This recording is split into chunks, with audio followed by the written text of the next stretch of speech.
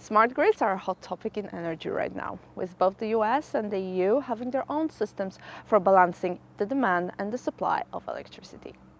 That's why for this FSR monthly interview, we have invited Ignacio Pérez Arriaga, who is a professor at Comillas University in Madrid and a visiting professor at MIT's Center for the Energy and Environmental Policy Research, and also our own director of energy training at FSR. Let's see what he has to say about smart grids. Good morning, Ignacio. Hello, Madalena. How are you? Good. Good. So, smart grids. What do we really mean by smart grids? Well, smart grids is a term that I don't like. It is used widely, but it is not clear what that means for different people. It means different things. I prefer to talk about advanced grids or enhanced grids. And for me, this is grids that are able to incorporate in an efficient and a way the actions of the different actors that are participating in a power system. And it is able to address the new challenges that we are facing now in the energy model, and that is able to cope also to integrate the new technologies like information and communication technologies. So how can regulation help in implementing smart grids, and what are the obstacles of such regulation? Well, grids, both distribution and transmission grids, are regulated activities. So they depend crucially, essentially, of regulation. And we are facing, as I said before, some challenges that come from different places. One is integration of new technologies. These technologies will allow the demand to respond more actively to what is to the prices and the situations in the power system. We have distributed generation that is appearing all over the place.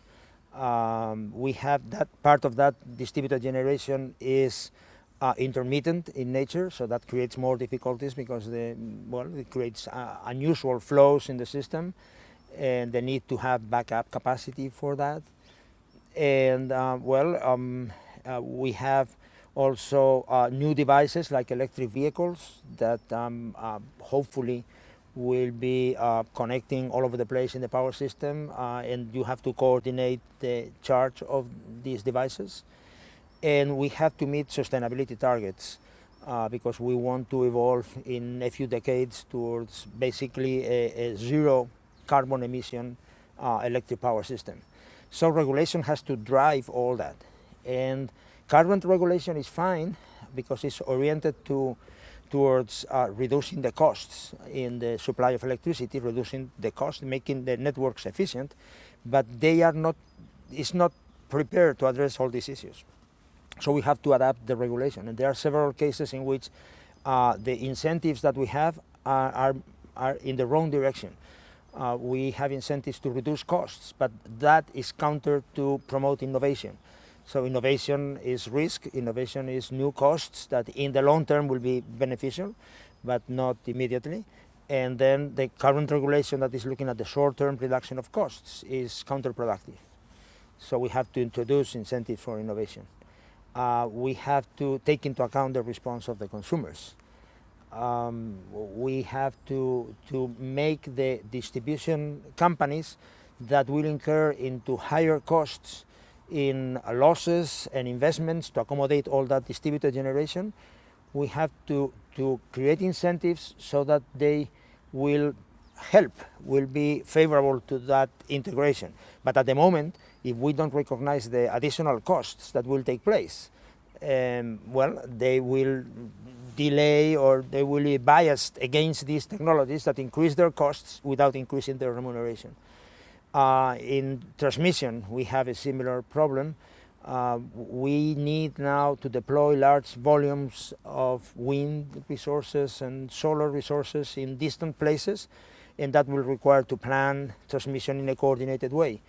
Well, in that regard, we are making some progress, but still these are open issues that require to improve, to review the current regulation.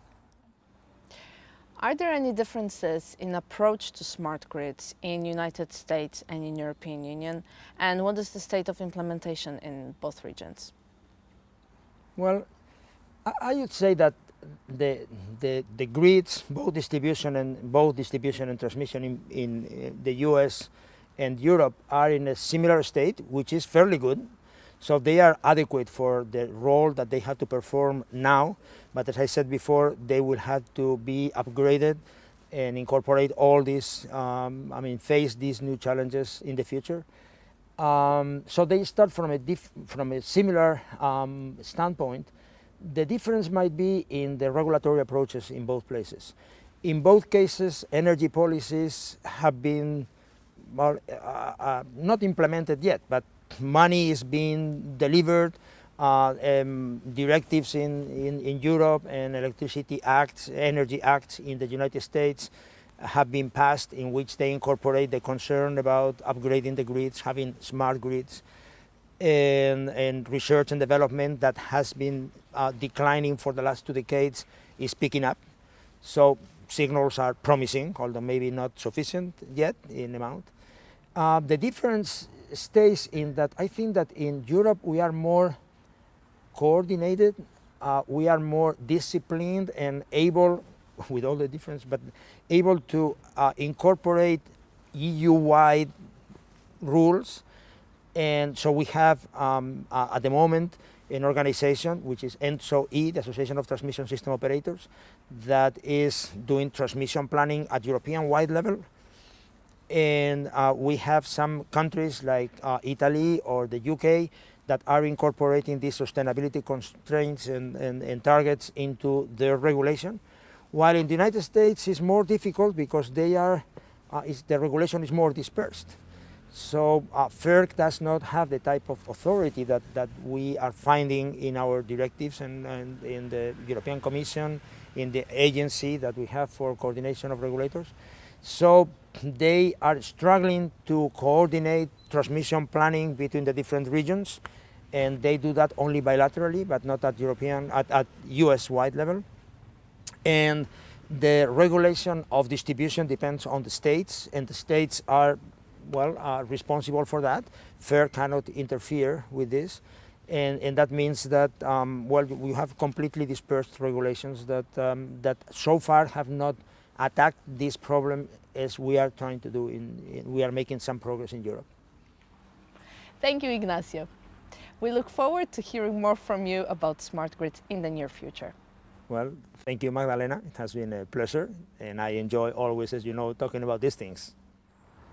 If you would like to learn more about smart grids, please join us on the 20th of November for our FSR webinar, or you can also watch the recording of this event 2 days later on our YouTube channel or on our FSR webinar website.